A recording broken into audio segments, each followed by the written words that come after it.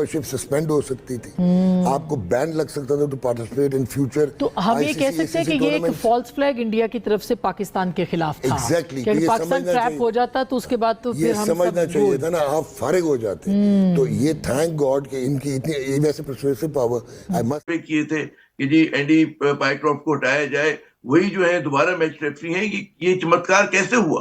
अनवर साहब, मजे की बात है कि वही मैच रेफरी आज पाकिस्तान का मैच 1 घंटा डिले है, और वही एंडी पाइक्राफ्ट जिसकी वजह से ये सारा तनाजा खड़ा हुआ, वही अंपायरिंग कर रहा है और रेफरिंग कर रहा है। और ये कहा गया है कि जी वो माजरत करेगा। ये काम तो पहले भी हो सकता था, सबको टेंशन में रखा गया। 1 घंटा डिले हुआ मैच, पाकिस्तानी टीम होटल में रही, पूरी दुनिया हिल के रह गई, आईसीसी ने इजलास बुला लिया।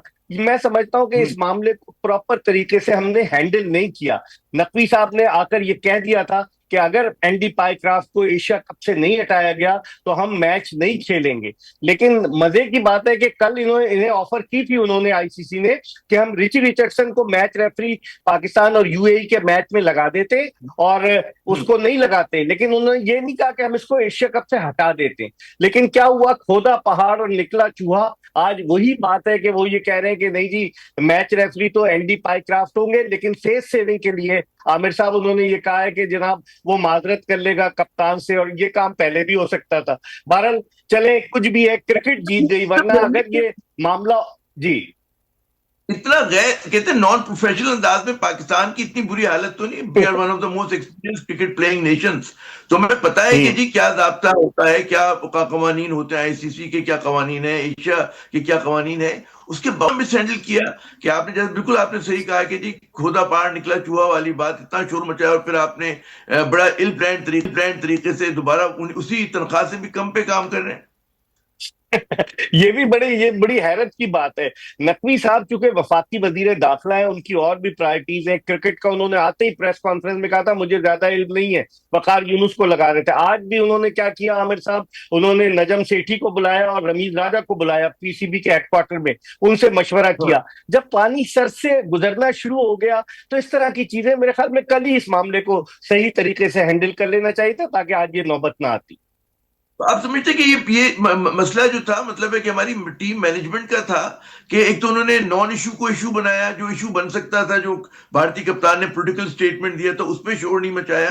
क्या मतलब इनकी तरफ से बिल्कुल गलत तरीके से चीजों को पेश किया गया कि जिससे पाकिस्तान की और ज्यादा बदनामी हुई, एम्बेरसमेंट बिल्कुल हुई आप सही कह रहे हैं।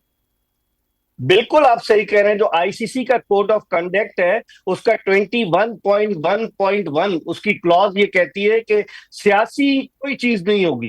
तो सूर्या कुमार यादव को तो हमने छोड़ दिया, हमने पकड़ लिया एंडी पाइक्राफ्ट को। हमें चाहिए था कि उस पर एहतजाज करते कि उसने आईसीसी के कोड ऑफ कंडक्ट की खिलाफ वर्जी की है। मैच रेफरी ने अगर हाथ न मिलाने का कहा तो आईसीसी के कवानीन में ऐसी कोई चीज नहीं है। तो बजाय इसके कि हम सूर्या कुमार यादव, जो सियासी हमारे क्रिकेट का प्लेटफॉर्म है, उसको सियासी मकासद के लिए इस्तेमाल कर रहा था, तो पाकिस्तान क्रिकेट बोर्ड को चाहिए था उस पर एहतजाज करता। अब आप देखें आमिर साहब, इतवार को ये वाकया हुआ है, आज बुध हो गया, कोई आईसीसी ने एक्शन लिया सूर्या कुमार यादव के खिलाफ? क्योंकि आईसीसी जो है वो इंटरनेशनल क्रिकेट काउंसिल नहीं है, वो इंडियन क्रिकेट काउंसिल है। उसका जो चेयरमैन है जय शाह, वो भारत से, उसका जो चीफ एग्जीक्यूटिव है गुप्ता, वो भारत से, उसका डायरेक्टर मीडिया राज, वो भारत से। तो पूरी भारतीय डोमिनेंस है ना। लेकिन पाकिस्तान क्रिकेट बोर्ड, मैं समझता हूँ यहाँ उसने गलती की, यहाँ उसको पहले ही एक जबरदस्त स्टैंड लेना चाहिए था इतवार वाले दिन से ही, कि ये सूर्या कुमार यादव के खिलाफ आप कार्रवाई करें। अब 21 तारीख को, आज पाकिस्तान अल्लाह करे जीत जाए, तो 21 तारीख को फिर दोनों ममालिक दुबई में मद्दे मुकाबिल होंगे। फिर क्या होगा, ये आगे की तरफ सोचना चाहिए पीसीबी को। अच्छा, ये मुझे बताइए कि मुझे पता है आपको एक और प्रोग्राम में भी जाना है, कि इससे पाकिस्तान टीम के मोरल पे क्या असर पड़ रहा होगा? कि आपने बिल्कुल मतलब है कि जिस तरह से मैसेजिंग होती है, टीम के अंदर होती है, टीम के बाहर होती है, वो तो बड़ी मनफी गई है, और स्पोर्ट्स तो लग ही नहीं रहा था कि प्रायोरिटी है। बिल्कुल आपने सही कहा। देखे, एक तो पहली टीम आपकी हारी हुई थी भारत से 7 विकेटों से, खिलाड़ी वैसे ही डीमोरलाइज थे। उसके बाद ये तनाजा खड़ा हो गया। आज पाकिस्तानी टीम का सामान रख दिए चला गया था, बस खड़ी हुई थी, और बड़ी देर के बाद खिलाड़ी इंतजार करके रवाना हुए स्टेडियम के लिए। तो जहनी तौर पर क्या वो तैयार थे? ये भी $1 मिलियन क्वेश्चन है। मेरे ख्याल में इससे खिलाड़ियों पर भी असर पड़ा है। और यूएई को आप आसान ना लें, आज उसका मैच है पाकिस्तान से, पाकिस्तानी वक्त के मुताबिक रात 8:30 बजे शुरू होगा। आप उसको आसान ना ले, लेकिन मैच रेफरी वही होगा। आप पाकिस्तान क्रिकेट बोर्ड से पूछें किसकी जीत हुई किसकी हार हुई, ये वही जवाब दे सकते हैं। कॉन्स्पिरेसी थ्योरी में ये भी दोस्तों स्वागत है आपका हमारे चैनल पर एक और लेटेस्ट वीडियो में। तो दोस्तों वीडियो आगे भी काफ़ी इंटरेस्टिंग होने वाली है। जिस तरह से दोस्तों पाकिस्तान अगर इस अपनी बॉयकॉट करने वाली बात पर अड़ा रहता तो किस तरह का पाकिस्तानियों को इसका खामियाजा भुगतना पड़ता, उसको लेकर भी देखिए पाकिस्तानी मीडिया किस तरह से चर्चा कर रहा है। और वहीं दोस्तों पाकिस्तानी मीडिया कह रहा है कि इस बार हम भारत के पूरे तरह से एक चुंगल के हत्थे चढ़ते चढ़ते बच चुके हैं और इससे हमारी क्रिकेट बच गई। तो दोस्तों प्लीज़ आप हमारे वीडियो को लाइक कीजिएगा और हमारे चैनल को जरूर सब्सक्राइब कीजिएगा। हमारे चैनल पर आपको ज़्यादातर पाकिस्तानी मीडिया के मेन स्ट्रीम मीडिया की जो इंडिया रिएक्शन वाली वीडियो है वो मिलती रहेगी। और दोस्तों ऐसा कभी भी नहीं होगा कि कोई पुराना वीडियो चिपका दिया जाए। हम दोस्तों आपके समय की बिल्कुल कदर करते हैं और उसमें दोस्तों आपको बेस्ट से बेस्ट कंटेंट देने की कोशिश करेंगे। तो दोस्तों पाकिस्तानी मीडिया ने आपने देखा होगा यूएई से जो ये मुकाबला शुरू हुआ था, वो मुकाबला शुरू होने से पहले ये एक तरह से कह रहे थे कि हम एशिया कप का बॉयकॉट करने जा रहे हैं और इस मैच में हम नहीं खेलेंगे जब तक मैच रेफरी को बदला नहीं जाएगा।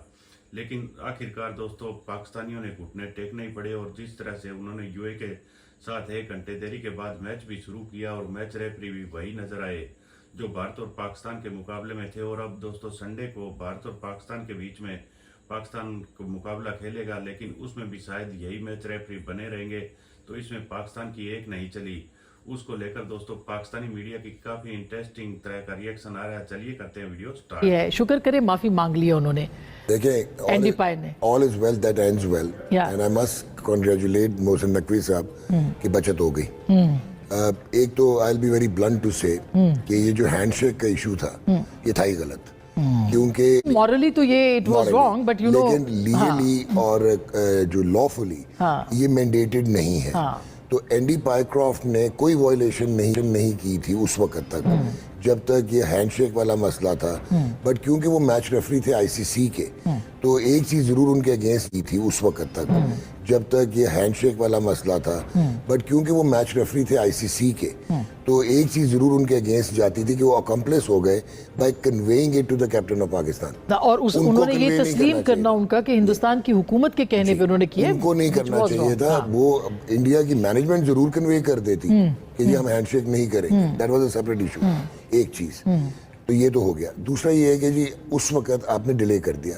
आपके टीम के जो मैनेजर हैं वो चीफ सेक्रेटरी पंजाब रहे हुए हैं, डीएमजी के ग्रेड 22 के धांसू किस्म के ऑफिसर थे और उनसे ये एक्सपेक्टेड नहीं था कि वो शाय अवे करेंगे और वो कप्तान को भी पोस्ट मैच कॉन्फ्रेंस में नहीं जाने देंगे। अब जो डायलेमा है जहाँ पे मैं बिल्कुल कहूँगा बहुत मतलब अलग कहूँगा कि एक क्लॉज होता है आईसीसी कोड ऑफ कंडक्ट 2.1 और 2.1.2, उसमें बड़ा क्लियरली लिखा हुआ है to maintain the spirit of the game.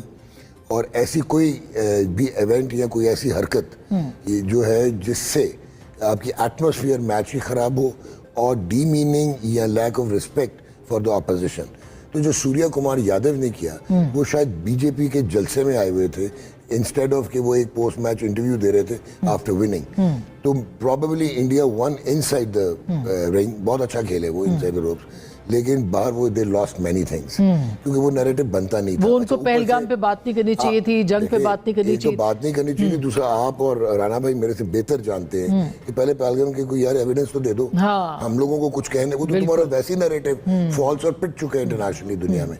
लेकिन वहां पे ये करना चाहिए था कि इनको पता होना चाहिए था। एक 2.4 क्लॉज भी आईसीसी का जो कि again maintaining the spirit of the game में आता है, उस पे पेनल्टीज लग चुकी हैं। वो क्लोथिंग पे अगर आप कोई डिस्प्ले मैसेज कर दें, जैसे उस्मान ख्वाजा वाज फाइन 25%, जी अपना वो जो मोइन अली वाज फाइन 25%, गजा का उसने रिस्टबैंड पहन लिया था, ऑल लाइव्स आर इक्वल जूते पे लिख दिया था उस्मान ख्वाजा ने, तो उस पे वो पेनलाइज हुए थे। That is a separate thing.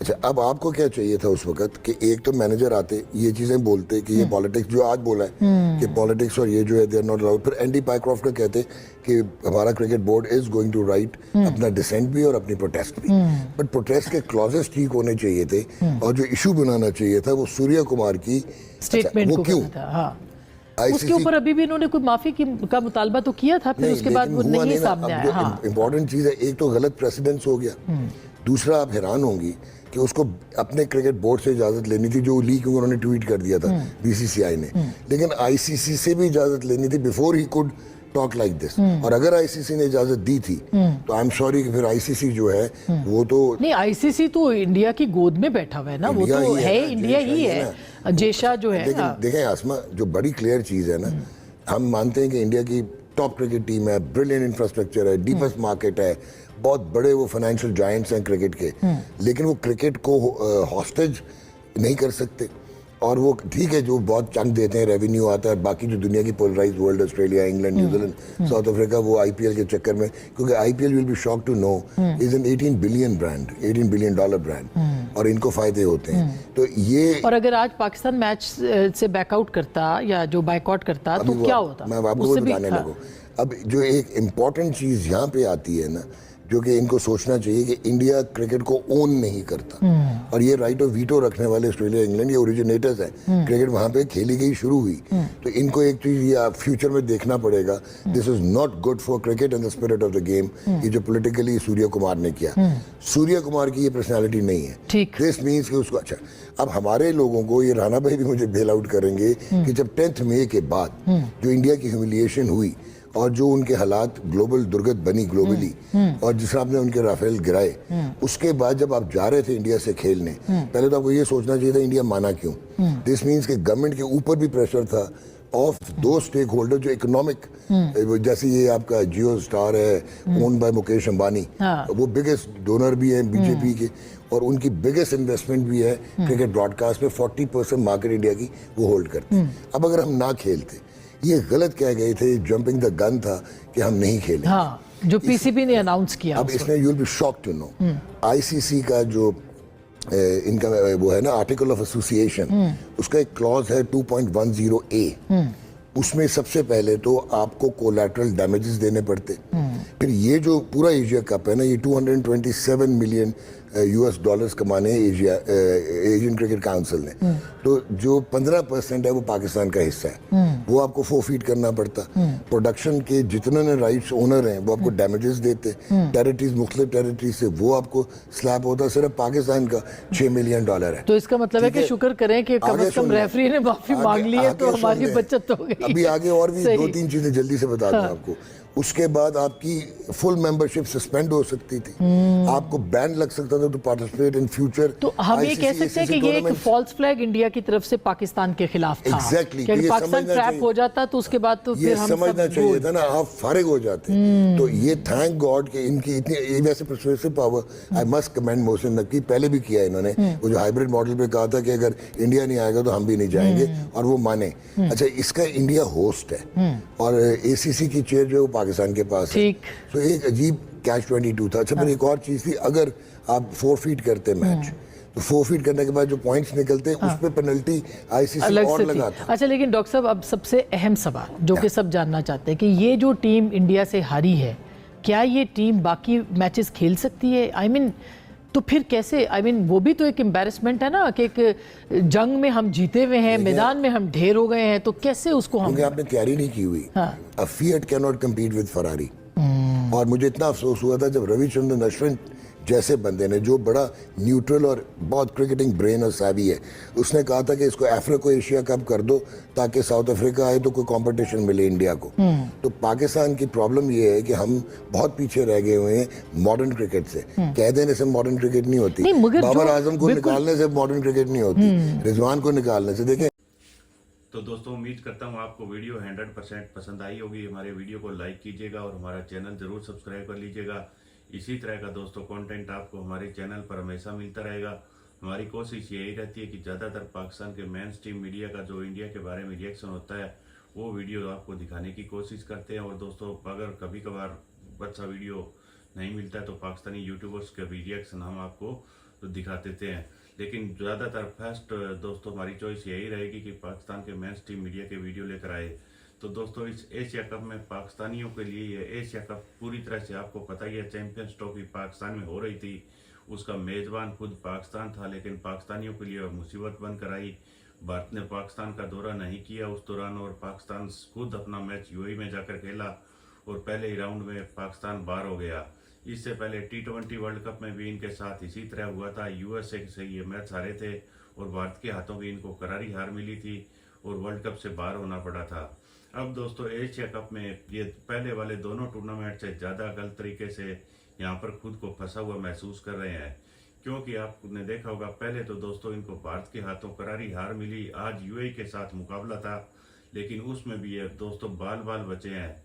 सिर्फ एक वो शाहीन अफरीदी ने आकर कुछ 20-25 रन लास्ट में बना दिए थे, उसकी वजह से पाकिस्तानियों की इज्जत बची है नहीं। आज यूएई यह मुकाबला दोस्तों अगर इनको हरा देता तो भी इनकी आज बेइज्जती होनी थी कि यूएई जैसी टीम से हार गए, और दोस्तों यहाँ से जीत गए तो आगे भारत है और भारतीय टीम से इनको एक और मुकाबला खेलना है। उसमें वो आपको पता ही है किस तरह का प्रदर्शन पाकिस्तानी टीम इस भारतीय मौजूदा टीम के सामने दिखा सकती है। तो दोस्तों आगे जो मैच होगा उसमें भारतीय किस प्लेयर का सबसे ज़्यादा शानदार प्रदर्शन होगा, कौन सा बैट्समैन अच्छी पारी खेलेगा, कौन सा गेंदबाज बढ़िया से बढ़िया परफॉर्मेंस करेगा, आपकी क्या राय है इसको लेकर हमें कमेंट में ज़रूर बताइएगा। और हमारे कंटेंट में दोस्तों हम किस तरह का और अपडेट करके इसको बढ़िया से बढ़िया सुधार सकते हैं वो भी प्लीज़ आप कमेंट कीजिएगा। मिलते हैं एक और नए वीडियो के साथ, तब तक जय हिंद, वंदे मातरम।